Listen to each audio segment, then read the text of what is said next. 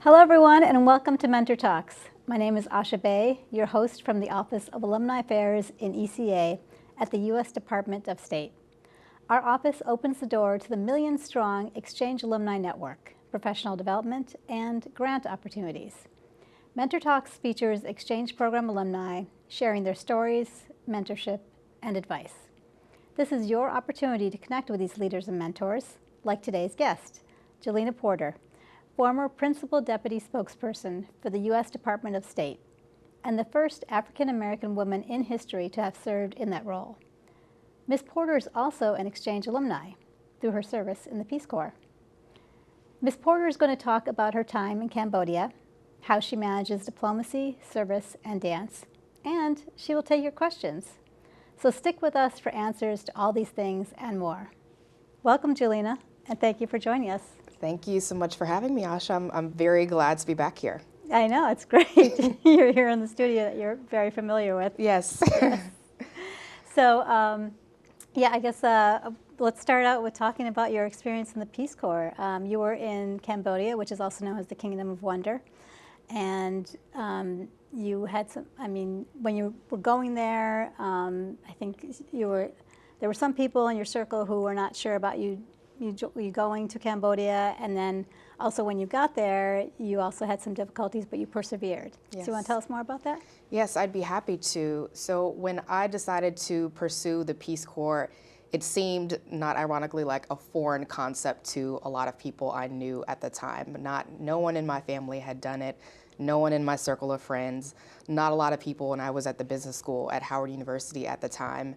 And sometimes people, and we're human beings, so sometimes people can put you in a box or typecast you. So no one took me seriously when I said I wanted to pursue the Peace Corps. Some people thought it was funny. They'd laugh in my face and say, you don't fit the mold for something like this. And I always thought that was interesting because my life before then had been extremely service-oriented. The only thing that was missing from that was the international service. And I had always been someone who loved to travel abroad and had done that extensively up until that time. I loved learning languages, exchanging cultures. And so when I found out about the Peace Corps, a light bulb went off in my head. And that was the first time I'd ever had that experience. And I said, well, the only way I'm not going to serve is if I get denied from serving. And so I went through the process. It was an arduous process, which took a year and a half. It was quite a while. I think the medical portion probably took the longest to get through. And lo and behold, I think I remember getting a letter in the mail that said, we'd like to invite you to serve in the Kingdom of Cambodia. You got 10 days to decide. And I was like, okay, well, this is where I'm going. Wow. And of course, Peace Corps is described as the hardest job you'll ever love. And I agree with that wholeheartedly. And I think about my life right now and how different it looks. It kind of feels like a dream. I went from sleeping on a grass mat in the middle of the countryside, learning Khmer, speaking Khmer to the natives who are around, being the only woman to teach in the local Buddhist pagoda in my village, working with the American Corner, which is sponsored by the embassy in Phnom Penh. I made wonderful, wonderful friends who I consider family there now, which was what introduced me to the work of the State Department, was the wonderful people who worked in the embassy in Phnom Penh. And it opened my eyes to a career in diplomacy, and I credit Peace Corps for really changing my worldview. And while I had trials and tribulations, dealing with dengue fever, which is called broken bones fever for reasons I hope nobody ever has to experience. And it was hard because it was right in the middle of my language training. I had been there maybe a month at this time, and I remember our PCMO, Peace Corps Medical Officer, saying, hey, it's not looking good. I think we may need to medevac you because, of course, Peace Corps didn't want to have to deal with, me potentially dying on their time, right? And so it was one of those things where I remember it was the first time I ever used Skype to call my parents because I said I wanted to be the one to tell them that this may be coming to an end after only a month. And that was a very hard call to make physically because I was so sick and feeling so awful. I had lost a lot of weight in a little bit of time. I lost a lot of hair. But all I remember was drinking my oral rehydration salts, which was not fun. Yeah. Every day, twice a day, and sometimes not being able to keep it down. But I kept my faith. I prayed, I persevered, and I, missed a lot of language training. So then I had to make up for lost time and get a private instructor, then pass my language test with flying colors, and then I was off. And it was such an adventure that I'm grateful for to this day. Wow, that's great. And it's impacted you in every step of your career, right? Exactly. Yes. So actually, how would you say it's impacted your career? Again, my adventure with the Peace Corps changed my worldview in so many different ways.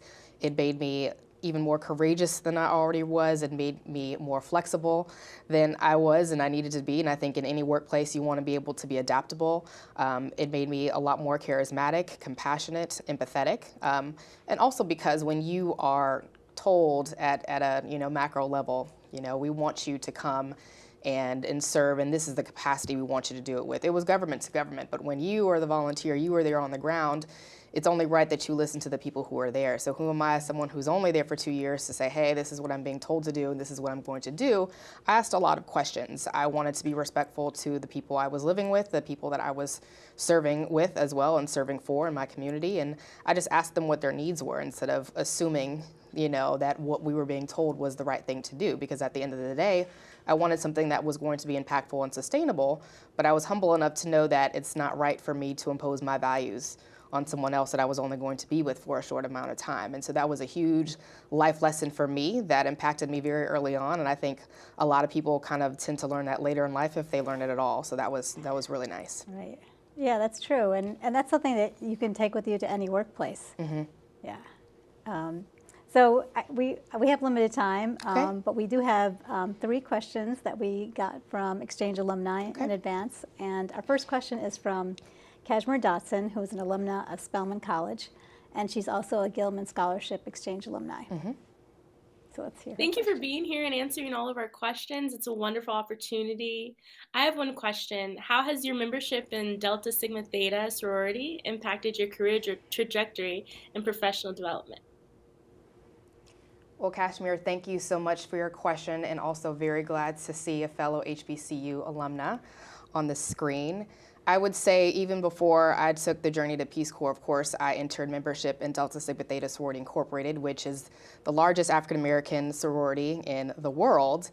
And we are a public service sorority, and I say that with distinction in that we're also an international organization as well. And so when you are brought up by people who are like Shirley Chisholm, the first woman to run for president on the Democratic ticket. It's, Patricia Roberts Harris, one of our first women ambassadors, and someone who was one of our first African-American cabinet secretary. You have so many noble women who are around you. You have no choice but to have big shoes to fill and want to fill them. And that's what I've been striving to do ever since I entered membership in there, and I've been afforded some miraculous opportunities since then.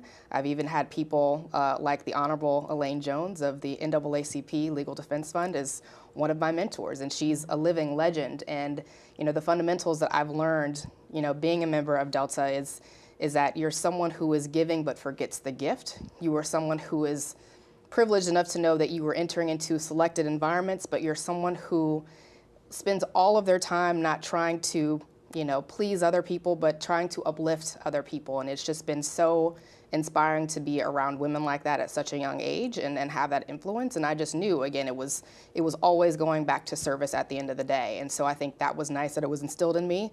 I had, my mother who's a part of the organization, my sister, so I these are people who I looked up to, and I had the opportunity to do it myself at Howard University, and I was very blessed to be selected. And again, it was all about me knowing that I had a very high standard of excellence to uphold and achieve. And it's the membership it's a lifetime membership, so it's a lot to sustain, but I know it's something that I'm always going to be striving for. Wow. Okay. So we've actually another question from an HBCU alumna. Okay. Who's actually doing her PhD at Howard. Okay, nice. Hello, former Principal Deputy Spokesperson Jalina Porter. My name is Drew Tooney, and I'm a 2019 Fulbright Scholar to Finland, where I was part of a master's program in biotechnology. And ever since then, I've continued as a current Fulbright Alumni Ambassador. I'm also a current MD PhD student doing my medical school at Ohio State College of Medicine, and my PhD work through the NIH and Oxford University programs. My question to you today is, how have you taken those lessons that you learned from your experience as a Peace Corps volunteer in Cambodia with you throughout your whole career, from a strategic communications advisor to your work as communications director in the House to your position as a principal deputy spokesperson at the State Department? Thank you for taking the time to answer it. Thank you, fellow Bison. It's very, very great to meet him. He sounds extremely smart and talented. He is, yes. I think I need to go take a GRE after this now. Yes, Oh my goodness. That was actually Jude Tooney. Wonderful. Yes. Well, again, my Peace Corps experience was so pivotal in every single thing I've done after that. Whether it was cheering on the field in front of 60,000 fans at the former Oakland Arena with the Oakland Raiders, to working as a professional coach for Viacom Media, to being a senior staffer on the Hill, to this job, because it taught me to, again, be resourceful. You have to do a lot with a little. So I learned that very early on, that I could, make a mountain out of nothing and make miracles happen.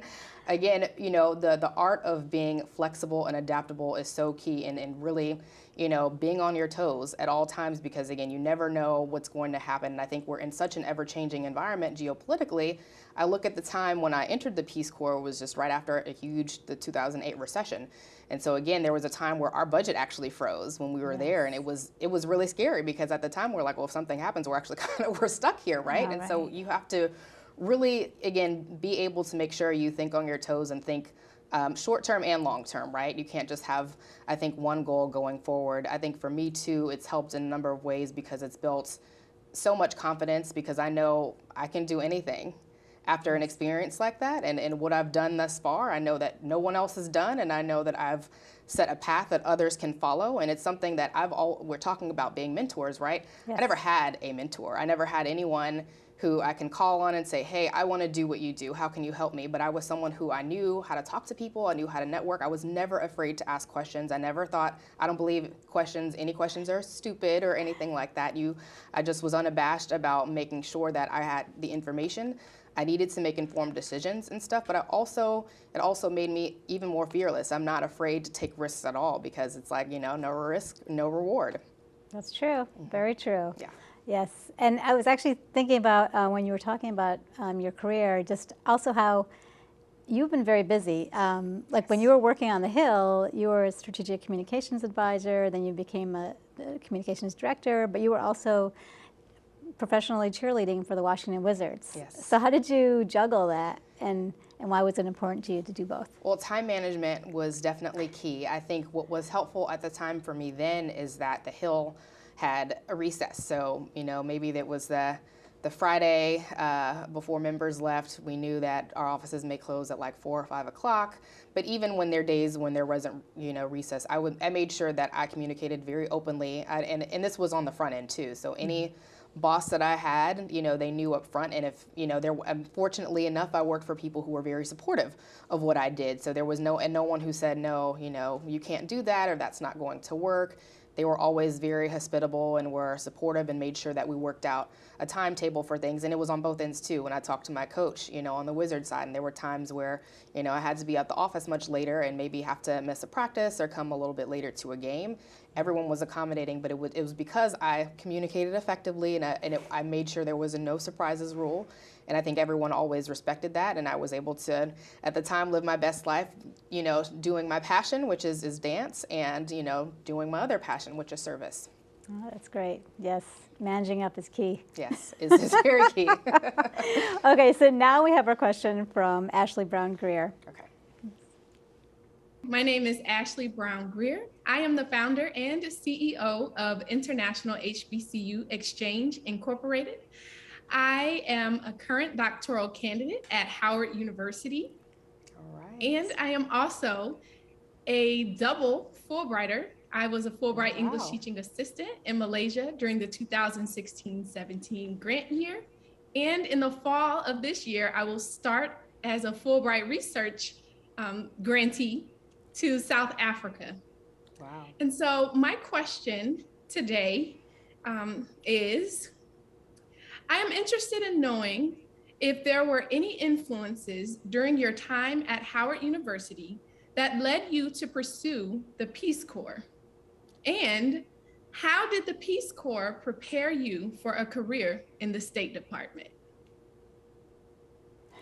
Well, thank you. Again, so happy to hear from another Bison, and again, someone who is tremendous, a double Fulbrighter. Oh my gosh, yes. you have wonderful alumni. Thank you. Again, okay, so I think you are my next step too. is applying for a PhD because we have all these PhD candidates. I have to stay competitive, you know. Yes.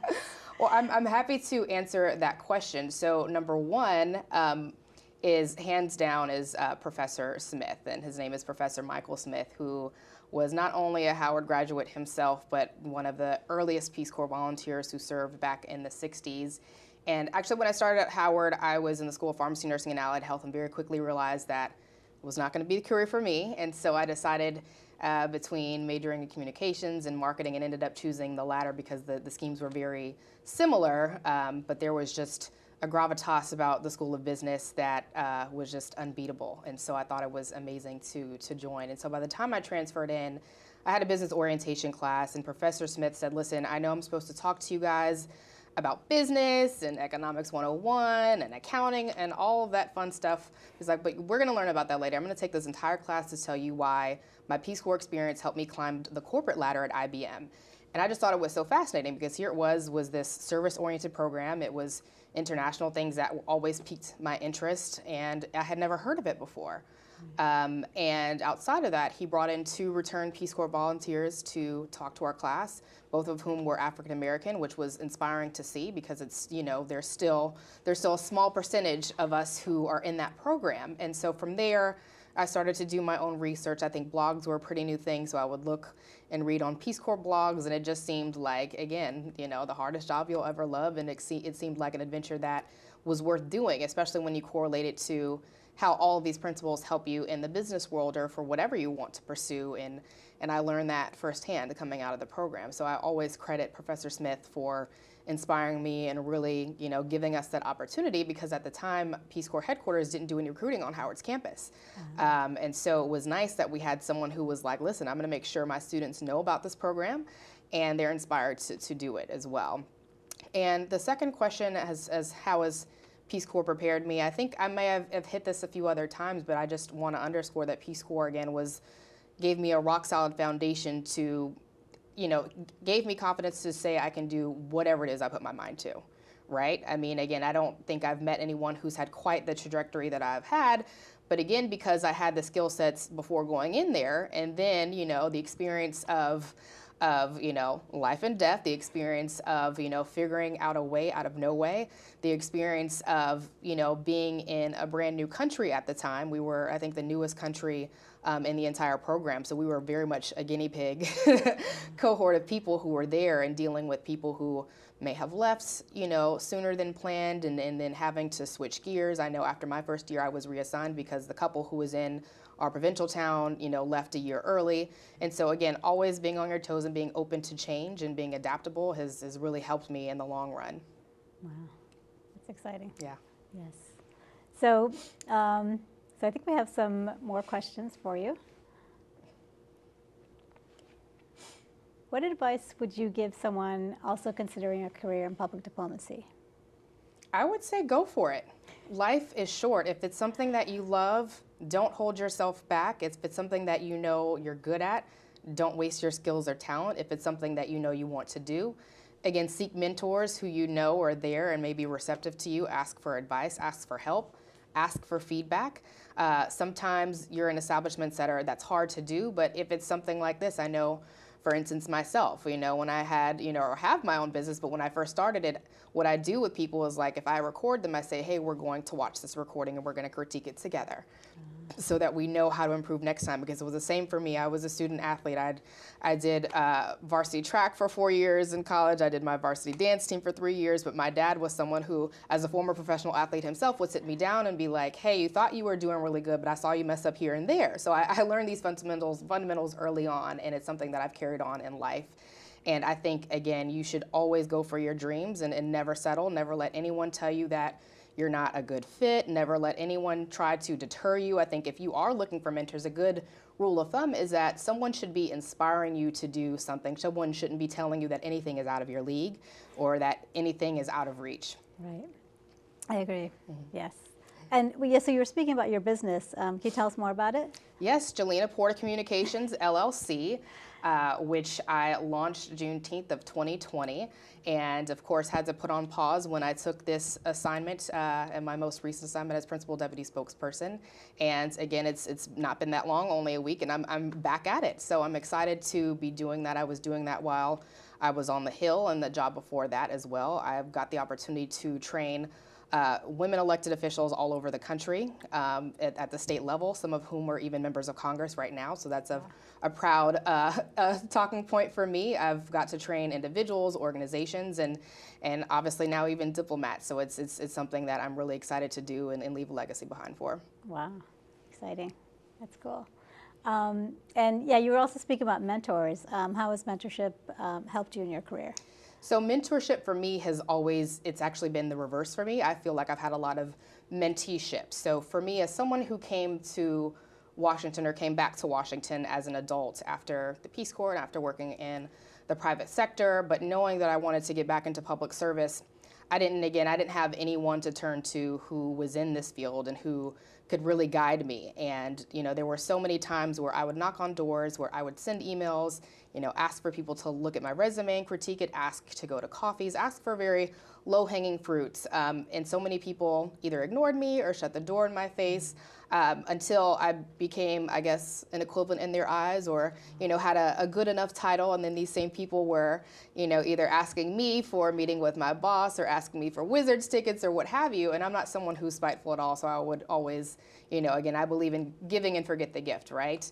And so for me, I was always someone who was like, I never want to be like the people who treated me a certain way or, always shut the door for me. So I have a lot of mentees. Anybody who has knocked on my door, I have given them time. Anybody who's asked me for help, I give them help because I want people to know how to navigate this space. It's really hard, especially when you don't come from a family who, has been in politics or who has been in government. And my family certainly wasn't. It was something I had to figure out all on my own. And I want people to be inspired to know that this is something that you can do. It's accessible to you and you should feel included and empowered to know how to do it. Yes. Yeah, I agree. Yeah. Yes. And so you're actually from Louisiana. I am, yes. Yes. So how did you, what does it mean to you for you to be Southern, and how do you stay close with your roots? Well, it means everything to me. It's, well, for one, family comes first and foremost in all facets of my life. And for me, I credit my parents for instilling the core values that I have. Too much is given, much is required. And that's really just guided my life. It's guided my career. And I think, being from a small town, Baton Rouge, Louisiana, people are extremely hospitable. People are extremely personable. And no matter where I've lived, I've carried that on. And even where I've come to Washington, I remember when I used to take the metro and come and say hello to people, and that's just not the Washington way. And so you kind of learn that, or if you're in New York and stuff, but I never let it faze me because this is who I am. Right. I'm not gonna let people take that away from me. And I just want people to know that whoever you are, wherever you are, stay grounded in who you are and don't let anybody try to change you. Okay, that's great advice. Yes. Yeah, I was thinking, you've talked a lot about your Peace Corps service. But I mean, I also saw something about, what's your personal motto? My personal motto, well, I have a couple of them. I think there's one that's quick and easy that I like to tell, be a go-getter and a go-giver. Again, I think, the world is so small. Again, you never know who you're impacting and who you're influencing, either good or bad. So I would always say try to be good. We're humans, we make mistakes, but don't let your mistakes cripple you. Just learn from them and keep on growing.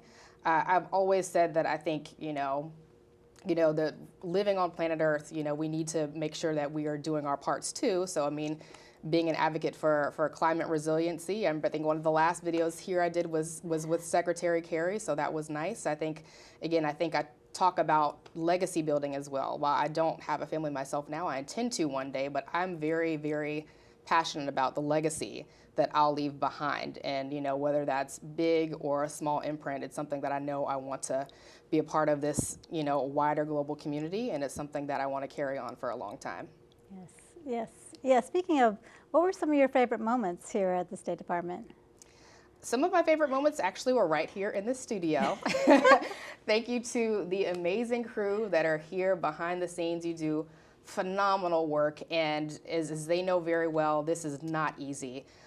You know, the amount of work and time and effort it goes into preparing for something like this, for producing something like this, doing all the editing, it is phenomenal. So I just want to thank you all for your work and your service, because it is truly amazing. And I know I was someone who called on you all a lot to do a lot of our videos and do a lot of our really important work. And something that was really passionate for me was making sure that our work was accessible to audiences abroad. So that means in the way in which we communicate. I think before we were talking about the Ask State Anything series, where I've met people in other offices who have now become, you know, State Department employees who were like, you were the reason I came here, is because, you know, we have people from overseas who are like, you shared these messages and they were accessible, we understood them, and you always have to think about it that way.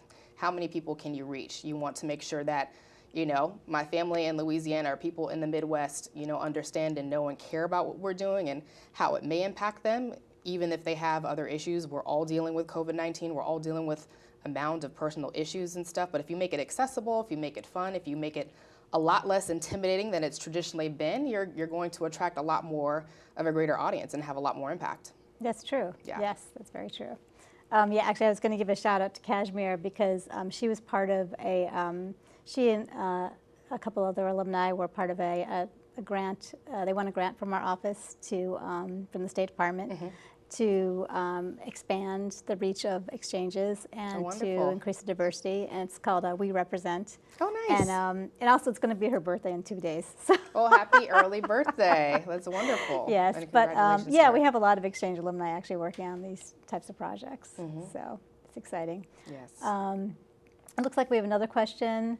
What drove you to be resilient in the face of adversity and setbacks? Was there anyone who inspired you specifically?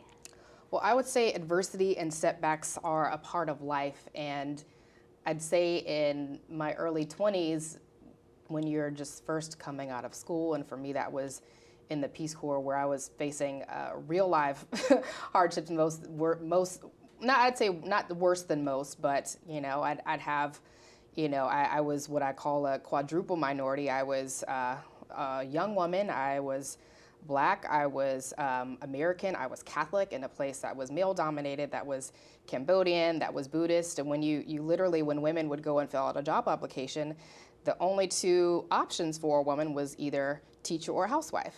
So that was the level of, you know, I come from a place like America was very empowering to women to that, and having to tone down certain things or kind of have to adjust, but still try to keep the basis of who I am and inspire people along the way. And know that, again, there's light at the end of the tunnel. You know, there's light in the morning. This too shall pass. Keeping the faith has really kept me grounded in when there are setbacks in life. And also just making sure that, you know, you stick to your grounds and you make sure that you stand up for yourself, and when you stand up for yourself, you stand up for other people who may not have a voice or may feel too scared to. I mean, I think we see people like, you know, Martin Luther King, where, you know, he lost his life standing up for what is right. You've seen other people who may have lost their jobs and sometimes have cost to do that, but you do that in a way that is noble, you do it in a way that's proud, and you do that in a way that stands up and sends a message to other people that, you know, this is what leadership is all about, doing the right thing and standing up for yourself and your rights. Yes, yeah, I agree. And so final question, how important do you think diversity is as a part of American diplomacy? Diversity it should be in the fabric of everything we do in our policymaking when it comes to our diplomacy and foreign policy. I truly believe if it's something that's an afterthought, it's something that you're just doing for the sake of checking a box, then it's not genuine. If you're not walking your talk when it comes to real inclusivity, real accessibility, then what are you doing? It really is going to backfire. So if it's not something that's ingrained in everything we do, and I'll remember one of my earliest memories was when I was early on first here, and Secretary Blinken had a trip to Alaska. And, you know, we have long said that, you know, as President Biden has said, we want human rights to be the center of our foreign policy. And here, their Chinese counterparts were saying, how can you talk about human rights when, America has a problem with the way it treats African Americans. Yes. And so then what was there to say? And so what I want to see is, and what I know will happen, is that this department take a very strong stance on making sure that they are walking the talk when it comes to true inclusion and true diversity, not just doing it to check a box or say that, hey, we're diverse, we have greater numbers now, but it's nothing if you're not going to make people feel like they're a human being and make people feel empowered and feel included and ask the questions. I'll just give an example. So Lizzo, I don't know her very well, but I'm sure she's made news recently because in one of her recent songs, she said a slur that was an ableist slur. And it was something that I had learned myself. I did not know that this was, a derogatory term. And so instead of dismissing it, instead of saying, you know what, it's too expensive to change in my song, she was like, I'm changing this immediately, because as an African American woman who is also a public figure and a larger girl, I know what it's like to have slurs and mean things said about me that are completely dismantling. And she's like, I care, I want to listen, I want to change. And for me, that's leadership. And sometimes when you're in a more bureaucratic environment like this, as we know, there are hurdles to making changes overnight. But I think it's everybody's job to make sure that diversity is at the forefront, because it really does hinder the policymaking process when it's not authentic. Right, exactly. And it's also, when we do that, we're also showing ourselves to the world. Amen. Yes. Yes. Exactly. So it looks like we're just about out of time. I guess we do have one more. What's your tip for aspiring professionals who want to serve their government? I'd say number one is doing your research. Actually, no, let me go back. Number one is know your why. And number two is doing your research. I think, again, we talk about the geopolitical landscape always changing, but we also talk, so for me, it's been 3 different areas of government, from, being a Peace Corps volunteer, for working to the Congress, for working, at an agency. Very, very different experiences, and they're very, they have their own unique challenges in their own ways, and so you can't put any of these experiences into a box, just like I said earlier, you can't put people into a box. So knowing that what your why is going to not only get you through the door, it's going to sustain you while you're there when the going gets really, really tough. And doing your research is important too, because depending on what type of agency you work for, what type of member of Congress or what boss you have, it really can color your experience, for better or for worse. So that's really important to make sure you go into this knowing that, as you have an informed decision as much as possible, because sometimes people are so eager to get into the door by any means necessary, but then they're blindsided because they have a really poor experience, having not done their research or having not gotten, having those backdoor conversations to know what they're really getting themselves into. And of course, there's always going to be an essence of on-the-job learning, no matter what level you are in your career. But again, it's always good to not only, once you have that, again, have the mentorship. And then for me, it's even more important, and that is the sponsorship. So who are those people at those high levels who are going to help you get to the next level, or maybe speak for you when you're not in the room? So I think that's really important. And sometimes those are beyond our control. But again, when you put your best foot forward and you are persistent and consistent, and know that you have your faith by your side, you really can do anything. So I think pursuing government service is one of the most noble things that anyone can pursue. Know that it's a very tough job, but you're able to do it. Yes, I like that. Persistent and consistent. Yes. Yes. So thank you, Jalina. Thank you. For your time and for being with us today, and for being an active member of our Exchange Alumni Network. Thank you. And a big thank you to you, our online viewers, for participating. If you're interested in learning more about our awesome exchange program alumni like Jalina, visit our website at alumni.state.gov. And you can also follow us on LinkedIn, Instagram, and Twitter. Thanks for watching, and see you all soon for our next Mentor Talks.